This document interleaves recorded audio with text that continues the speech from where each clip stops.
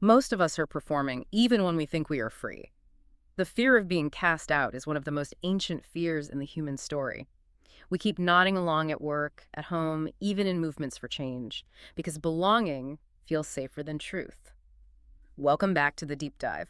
Today, we are opening up a profoundly compelling written piece.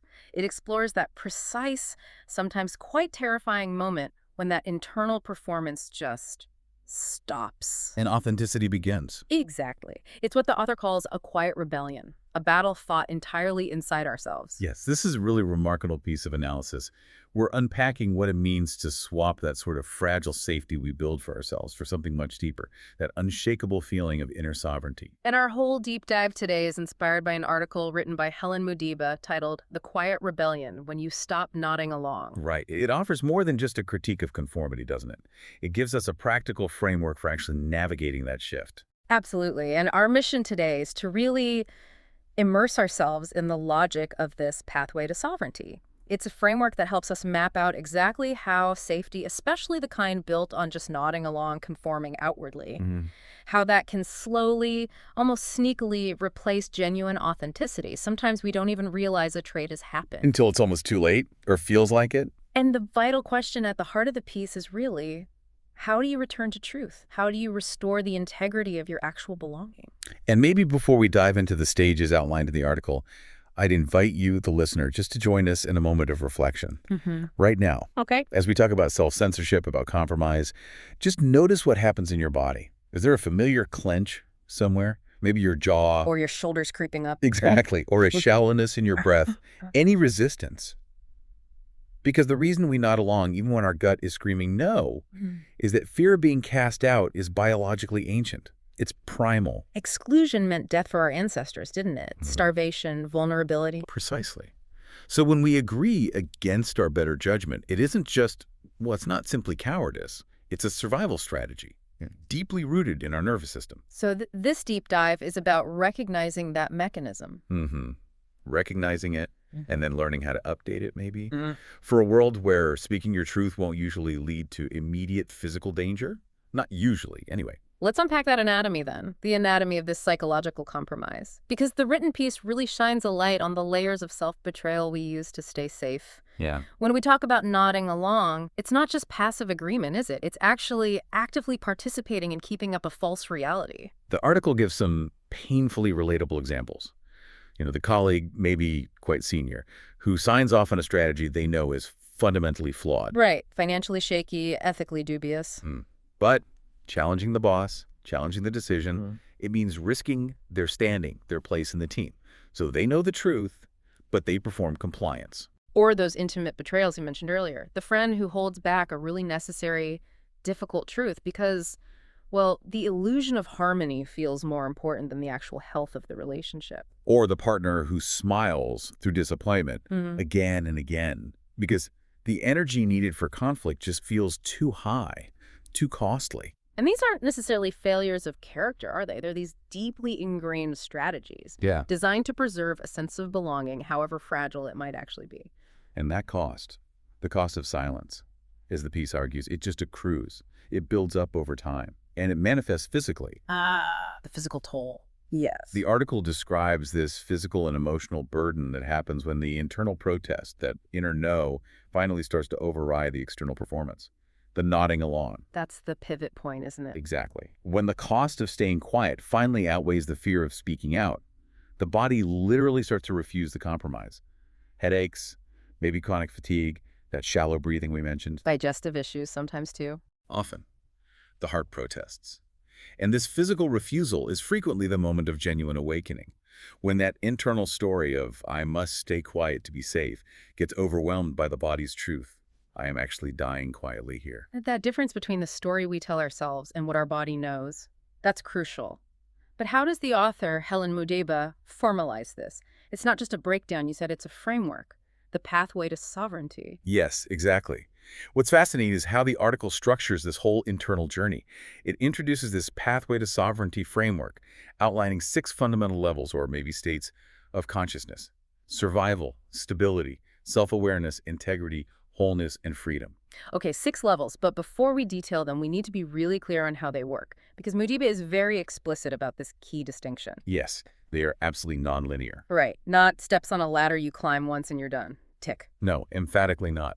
They're described more as stages of consciousness, things we inhabit, we revisit, we integrate throughout our whole lives, actually. So you might dip back into survival if something big happens, a job loss, a health scare. Precisely. But the hope is, having integrated lessons from, say, integrity, the return cycle is quicker. You navigate that survival phase, but with the self-knowledge you gained higher up the spiral, if you like. Okay, let's elaborate on those first two then, the ones that really represent the compromised state. If survival is primal, that desperate attempt to just maintain life, security, belonging, driven by fear, what does that look like day to day? In an office or a family? Survival often looks like frantic activity. Hmm. Activity aimed at proving your worth, demonstrating loyalty. It's the overworking, maybe the inability to set boundaries, chronic people-pleasing. Trying to anticipate everyone's needs. Exactly. It's a state where we allow our value to be defined entirely by external things. Praise, salary, status. And the energy it takes is just exhausting because you're constantly scanning the environment for threats. You're managing perceptions, not your own state. Perfectly put, you're managing other people's perception of you, not your own internal reality. And then comes stability. I sort of see this as the rationalization engine. We move past the raw panic of survival, maybe, but we haven't actually reached truth yet. We build these complex mental justifications for the compromise. That is a perfect description. Stability is the rationalization layer. It's where we create these elaborate coping mechanisms and, crucially, manage cognitive dissonance. Holding two opposing ideas at once. Yes. This is where we tell ourselves the noble lie. Yeah. I'm staying quiet for the team or for the kids or for some greater good only I can see. We create these internal narratives, the long game myth, I can change the system from within, mainly to protect ourselves from admitting the truth. Which is? Which is, I'm scared. Yeah. And I've traded my voice for comfort or perceived safety. I wonder, though, does the article address the actual cost of moving past stability? Because for many people listening, staying in stability is pragmatic, isn't it? If Mira, who we'll talk about, had dependents, wouldn't walking away from a high-paying job be financially irresponsible, not integrity? How do you justify that risk? That is the central, really painful question the entire written piece grapples with. And the justification doesn't come from outside validation. It comes from the body's refusal to continue the lie. The move into self-awareness is triggered when the internal cost of lying, the sheer physical and emotional burden, becomes greater than the external risk of telling the truth. Ah, okay. The piece doesn't promise financial security. It promises internal congruence. Self-awareness is that moment the body trembles, the gut churns, and you finally realize, this life I'm living, it's just not worth the anxiety it's causing me. So self-awareness is the clarity, the mirror moment, and then comes integrity. How is integrity defined here? Is it just being honest? It's more than just honesty. Integrity in this framework is the irreversible choice. It's the action taken despite the fear, where alignment with yourself is prioritized over external approval or reward. And it's often quiet, actually. Subtle, fundamentally practical. It's not necessarily some grand destructive gesture. It is the moment you consciously choose inner peace over an external reward, even if it costs you status or security or comfort. And finally, wholeness and freedom. What do those higher states look like? Because the world is still messy, right? Yeah, absolutely. Wholeness is about integrating the conflict, accepting the paradox. Yeah. You can live truthfully and still face difficulties, but there's congruence. The words you speak, the actions you take, the values you hold, they all line up. You stop splitting yourself into a work self and a home self, for example. Right. And freedom, the pinnacle, well, it's defined by internal peace regardless of external circumstances. You might still be in a tough spot financially or facing opposition, but you feel free because you belong to yourself. The anchor is internal. That makes the movement really clear. From fear-driven compliance to fear-informed congruence. And this journey, especially to those higher levels, self-awareness, integrity, wholeness, freedom, it's traced so beautifully through the lives of 3 very different people in the piece. Mira, Raj, and Youssef. Yes, their stories really bring the framework to life. So we're going to trace their movement through this pathway, looking for that pivot point. That moment where the cost of silence just becomes unbearable. But just before we move into Mira's story, maybe let's sit with this foundational question for another moment. Let the complexity settle. Where might you be staying silent right now? to stay safe. Hmm. And notice the language you use to describe that silence. Is it prudence, diplomacy, patience? Does that language mask an underlying physical discomfort? Because that resistance, that little knot in your stomach, that's often the first sign the quiet rebellion is ready to begin. Okay, let's start with Mira. Her story feels deeply relatable for anyone who's worked in a big organization. A communications manager in London, genuinely idealistic. Yeah, she really believed, didn't she? Believed she could do meaningful work, steer the corporate ship towards more ethical waters. And her initial state perfectly captures those first two levels, Mhm. survival and stability. Absolutely. The core contradiction was glaring. The company publicly preaching sustainability and ethical governance. Greenwashing is Precisely. While internally, its actions were often the opposite. Mira's compromise was writing those glossy press releases, highlighting marginal green initiatives while actively, systematically, burying stories of significant environmental harm further down their supply chain. And in the survival level, she was constantly proving her loyalty. First one in, last one out. Classic signs. Over-delivering not because she loved the work necessarily, but because she feared being seen as expendable if she voiced any dissent. She was just trying to secure her place in the tribe. And that feeds straight into stability, where she rationalized her silence, called it strategic diplomacy. The long game. Exactly. Telling yourself, if I leave, who will be here to push for the good changes? I need to be patient, stay useful until I get real influence. And that rationalization let her build this elaborate structure of cognitive dissonance. Where she could write a deceptive press release. And still believe she was fundamentally an ethical person, holding both things. And the article really focuses intensely on the physical toll this took. She kept this up for nearly 6 years. The exhaustion wasn't just late nights, was it? It was the psychological weight of holding those opposing truths. The physical cost was profound. Her body was protesting long before her mind was ready to admit the self-betrayal. How did it show up for her? Chronic headaches, extreme reliance on coffee just to function, to mask the fatigue, and then needing wine every evening to sort of artificially switch off that constant internal hum of anxiety. The article explicitly notes she believed she was tired from overwork. Yes, not from the physical toll of living out of alignment. Her breathing became shallow, stuck in her upper chest, that classic physiological signature of being in fight-or-flight mode constantly. Wow. So what was the catalyst? What shocked her into self-awareness? It was disarmingly simple, wasn't it? It was a weekend breathwork retreat. Just something she did for stress, probably. And during one of the exercises, the group was asked to repeat simple affirmations. Phrases like, I speak my truth. My work is in service of integrity. Her body just revolted. As she tried to say the words, her whole physical structure began to tremble violently. It wasn't just feeling a bit awkward or cynical. It was a genuine somatic breakdown. Her body knew the words were a lie. Undeniably. She realized she was performing the sanitized version of herself, edited, approved for corporate consumption. And her breath, the most fundamental life force, refused to cooperate with that deception anymore. And the deep insight that followed that physical reaction. Was the realization that the safety she was clinging to was a complete illusion. A phantom. This quiet inner knowing just surfaced and told her, you are already cast out. Wow. You cast yourself out the moment you agreed to silence your conscience. The fear of losing her job suddenly seemed insignificant compared to the reality that she had already lost herself. Her internal exile was self-inflicted. It had already happened. That clarity, it propelled her straight towards integrity then. Immediately. Her action was quiet, grounded, irreversible. The following Monday, she resigned. No big dramatic speech, no expose. No. She didn't blow the whistle publicly.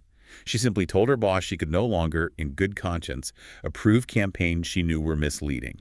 Full stop. And the company's response was predictable, right?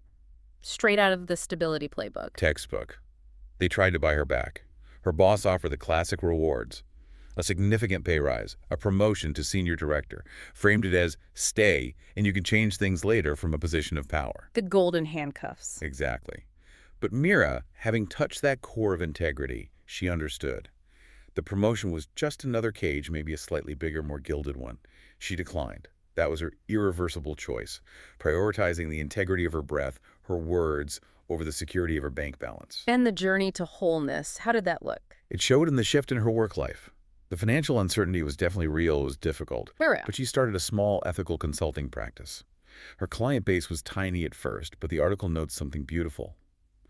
The words flowed without resistance. That congruence. Yes. That profound internal consistency replaced the perpetual tension she'd lived with for years. And that consistency brought freedom. It did.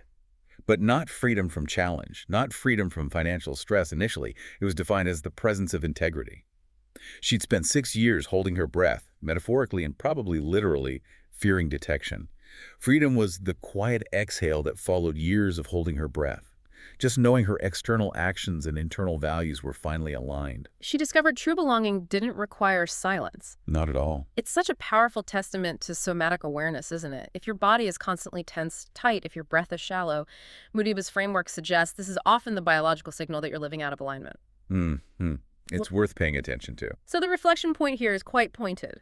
Have you mistaken silence for professionalism? Or maybe for strategic patience? Okay. Moving from the corporate world, let's turn to Raj. His conflict was rooted in something equally, if not more, powerful: family legacy, intergenerational duty. He was in Mumbai. Right. He inherited this substantial manufacturing company.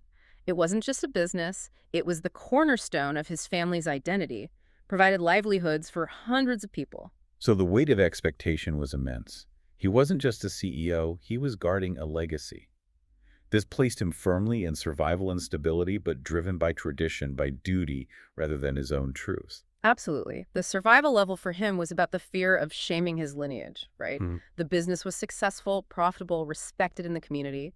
To question the way things were done felt like, well, sacrilege, a betrayal of his father's memory and work. So he focused intensely on profit, on expansion, seeking those external metrics to prove he was a worthy heir. And the compromise, the toxic secret in his case. Was it the factory's waste discharge was polluting the local river? Significantly. And Raj knew it. How did he rationalize that in that stability phase? He built a fortress of rationalization around it, focused exclusively on the positives. The jobs the family supported, the taxes paid, the family name's prestige. He used the language of tradition and duty like a shield. Keeping the guilt at bay. Exactly, keeping it distant, avoiding any real conversation about the environmental damage. He genuinely believed that tackling the pollution, changing his father's methods, would be a betrayal, and maybe even an existential risk to the family's economic survival. And that guilt stayed buried under duty until something shattered the denial. Yes. And again, the catalyst was profound, yet incredibly simple. It wasn't an environmental agency or an activist group knocking on his door. It was his daughter. His 8-year-old daughter. They were driving past the factory. She looked out at the discolored water and just asked him, with that pure, innocent clarity kids have, "Papa, why did the fish die near our factory?" Ooh. The inescapable question, that forces self-awareness. Completely. It just sliced through decades of carefully constructed justification. The article really emphasizes this point. Raj realized he couldn't lie to her. She'd sense it instantly. But he also couldn't tell her the truth without admitting his own part in poisoning their local environment. His denial structure just collapsed. It did. Because he couldn't reconcile the image of the successful, dutiful businessman his family saw with the ethical father his daughter needed him to be. Her innocence became the moral compass he'd somehow put aside. And he realized loyalty to legacy couldn't mean protecting a harmful past. Exactly. True loyalty, he saw, meant creating a future his daughter could actually be proud of. One where his success didn't come at the cost of life itself. And that realization, that pushed him into the really difficult territory of integrity. He couldn't just resign like Mira. His integrity demanded transforming the whole legacy structure. It was far more complex, yes. For Raj, moving to integrity meant starting the long, expensive, difficult work of internal reform. He hired environmental consultants. He committed huge amounts of capital to new waste treatment systems. And crucially, he started talking to the people affected. Yes, he initiated open dialogue. He met with the communities downstream who'd suffered from the pollution. And the article stresses he did it without defending, without minimizing. He took the accountability head on. Which inevitably led to conflict within the family, particularly with his father. The most difficult conflict. His elderly father viewed Raj's actions as throwing away profits and tradition for some kind of abstract modern idealism. The arguments must have been fierce. Described as tearing at the fabric of their relationship. His father accused him of destroying decades of hard work. But Raj, having found his own core values, had this powerful, aligned counterargument. He said, "I am not dismantling what you built. I am ensuring it lasts." Wow. That's redefining legacy right there. He asserted that not changing, not cleaning up their act, would lead to the company's failure. Not from competition, but from internal rot, from a failure of conscience. His duty now was to the future, not just blindly upholding the past. And this painful shift, it redefined the family legacy and moved him towards wholeness. It did. The article notes the early phase was financially tough, really straining, but his commitment was irreversible, and slowly things began to change. The river started clearing up. And the business? Something profound happened. New contracts started coming in, specifically from sustainability-focused multinational companies who were actively looking for ethical partners. His integrity actually became a competitive advantage. And his father. Eventually, seeing the long-term viability, seeing the renewed pride of the community, he softened. He finally acknowledged this. This is true legacy. So Raj found freedom not by escaping the business, but by transforming it from the inside out. Exactly. Success was no longer just about profit or compliance with his father's vision. It was about ethical contribution, about integrity lived. It's such a powerful story about how integrity doesn't always mean walking away. Sometimes it means staying and doing the incredibly hard work of transformation. Yes. So the reflection for us here is perhaps about our own inherited roles. Which roles do you keep hold of in your family, your community, your job? Because leaving feels like a betrayal, even if staying means constantly compromising your own inner peace. Okay, our third story takes us into a really high-stakes environment, political conflict. Youssef, an investigative journalist in Cairo. His life was dedicated to truth-telling, but he knew the risks intimately. His own father had been imprisoned for political activism years before. That shadow loomed large. So he carried that heavy legacy. And when his editor told him to permanently bury a major, deeply researched corruption story, one implicating powerful figures, he faced this terrifying choice. And he chose silence. An action rooted in the most painful kind of survival. Protecting his immediate family from the very real threat of state retaliation he knew was possible. He justified this as stability, didn't he? Called it realism, pragmatism. Yes. His internal dialogue, you can imagine, was something like, if I stay quiet now, I keep my job, my platform, I keep my freedom, which I need to protect my family. I can still do smaller, important work within the system, trading one big truth for the chance to tell smaller, safer truths later. But the article describes the internal cost of that suppression as corrosive. Profoundly so. The silence became toxic. It ate at him. He effectively stopped producing any meaningful journalism. He wasn't sleeping properly. He felt like a shadow of himself. And the deepest sign of his self-betrayal Was that he started actively avoiding his father's gaze, fearing that quiet, knowing disappointment even more, perhaps, than official punishment. He was carrying the immense weight of that buried truth, essentially locking himself away from his own core purpose. And his moment of self-awareness came from an unexpected source, not internal this time. No, it was external, but deeply personal. An anonymous envelope arrived. Inside, just a short typewritten letter. It was from a source he'd helped years earlier, someone involved in exposing a relatively minor local injustice. And the letter said? Simply, thank you for your courage. Because you spoke, I found mine. Wow, that's powerful. It was his moral earthquake. It snapped everything into focus. It wasn't about the size of the story or the outcome. It was about the act of speaking truth itself. It reminded him that integrity isn't conditional on results, like changing the government or freeing his father. Exactly. Truth-telling was about planting seeds. Every truth spoken, however small, gives someone else courage. It ripples outwards in ways you can't predict or control. And the insight was that his fear of exile, of punishment, had become his main compass, guiding everything. Yes, and turning him into this hollowed-out version of himself. He realized he was already paying the price of suppression, the loss of his integrity, his peace, his very self. The external punishment he feared was almost irrelevant compared to the internal prison he'd built. That clarity that he belonged to himself first gave him the strength to act. Integrity, yes. His act of integrity was different again. He didn't use his official platform. That would endanger others. Instead, that night, feeling the weight lift from his chest, he typed out the story. He published it under a pseudonym, using independent underground channels, knowing it would reach far fewer people that way. And the crucial internal shift was accepting that anonymity, letting go of the byline, the recognition. Precisely. He realized that the fame, the applause, the external validation that was part of what kept him trapped in stability. Publishing anonymously was his quiet, irreversible surrender of external reward for internal alignment. The key thought was, It mattered to him, and that, he realized, was enough. His alignment returned the instant the truth was out there, regardless of who knew he wrote it. And his journey into wholeness was found, well, not in fame, but in obscurity. In obscurity and quiet solidarity. As expected, he lost his prestigious job, but he found a new kind of belonging. Among other quiet truth-tellers, independent journalists, activists, people who understood that courage often looks like persistence, like quiet, dedicated work, not necessarily loud defiance, a belonging rooted in shared values, not shared status. And his freedom. Was profoundly internal, completely independent of the outcome. He lived quietly afterwards. He didn't trigger revolution. The corruption story caused ripples, maybe, but not a system overhaul. Yeah. But he lived with inner peace. And the article emphasizes that peace was more valuable than any applause. Infinitely more valuable. Freedom, for Youssef, was that quiet, unshakable knowledge that he belonged to himself, first and foremost. The modality highlighted here, writing as moral and emotional alignment, that's a powerful tool itself, isn't it? Incredibly powerful. For anyone struggling with self-censorship, the physical act of getting the truth down, articulating it, even if it stays private or anonymous, that was key to releasing the profound emotional burden of the lie for him. So the final reflection from Yusuf's story: what truth longs to be spoken inside you, even if no one else agrees, even if no one else ever hears it?